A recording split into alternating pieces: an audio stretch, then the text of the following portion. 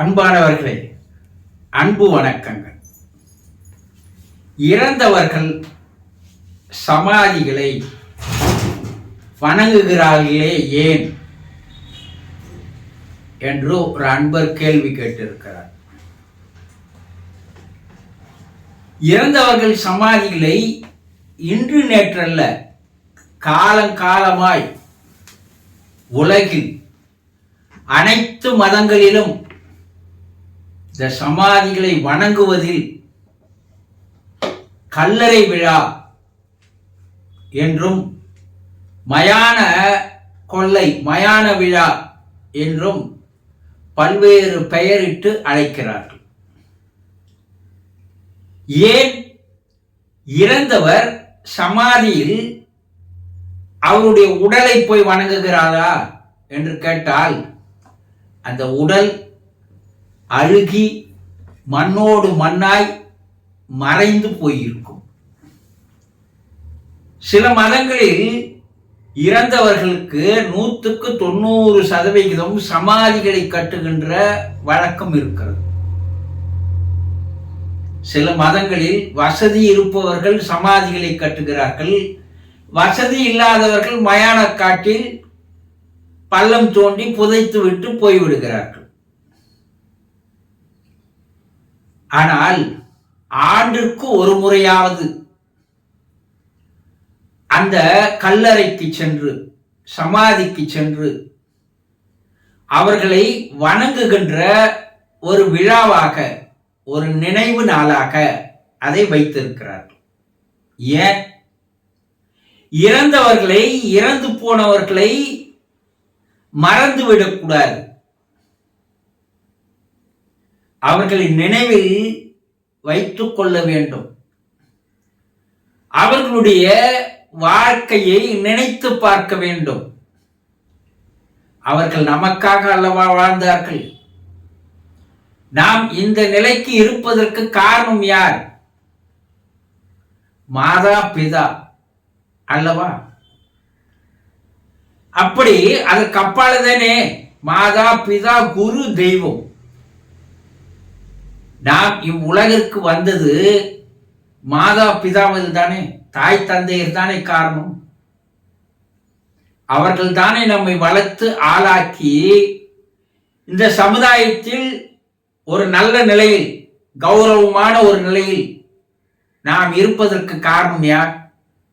அவர்கள்தான் நமக்கு படிப்பை தந்தார்கள், சொத்தை சேர்த்து வைத்தார்கள், நல்ல ஒரு வேலையில் அமர்த்தினார்கள், திருமணம் செய்து வைத்தார்கள்.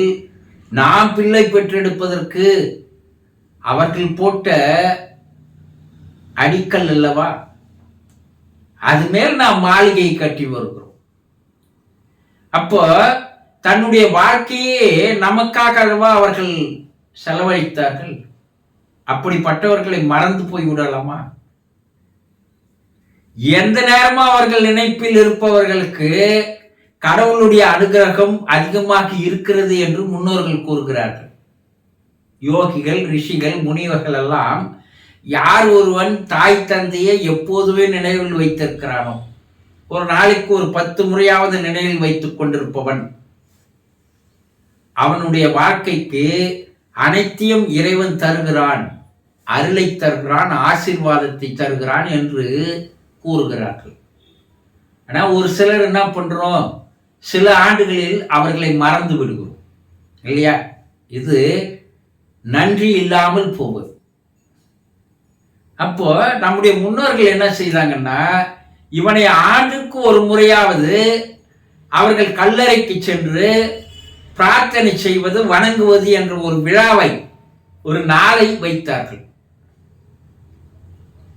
அதனாலதான் இறந்தவர்களுடைய கல்லறையை போய் வணங்குவது என்பது அவர்களை நாம் நினைவில் கொண்டு வருவது, அவர்களுக்கு நன்றி செலுத்துவது, அவர்கள் மேல் உலகிலே நன்றாக இருக்க வேண்டும் என்று பிரார்த்தனை செய்வது. அவர்கள் மறுபிறப்பு எடுப்பதற்கு நம்முடைய பிரார்த்தனை ஒரு பேர் உதவியாக இருக்கிறது. அவர்கள் ஆன்மா சாந்தி அடைவதற்கு நம்முடைய பிரார்த்தனை பேர் உதவியாக இருக்கிறது.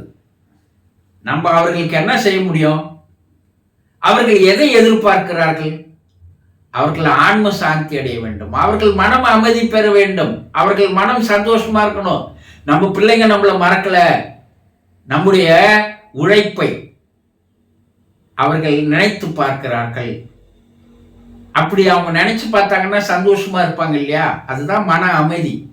அந்த மன அமைதி சாந்தி பெறாமல் அவர்களுக்கு மறுபறுப்பு கிடையாது.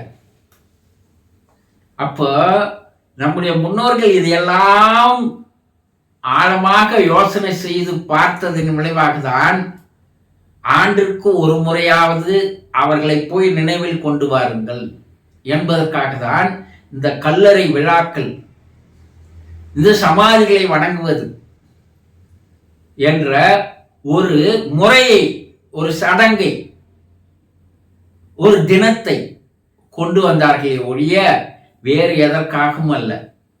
நன்றி பாராட்டுவதற்காக, அவர்களை வாழ்த்துவதற்காக, அவர்களை வணங்குவதற்காக, அவர்களை போற்றுவதற்காக, அவர்களுக்காக பிரார்த்தனை செய்வதற்காக.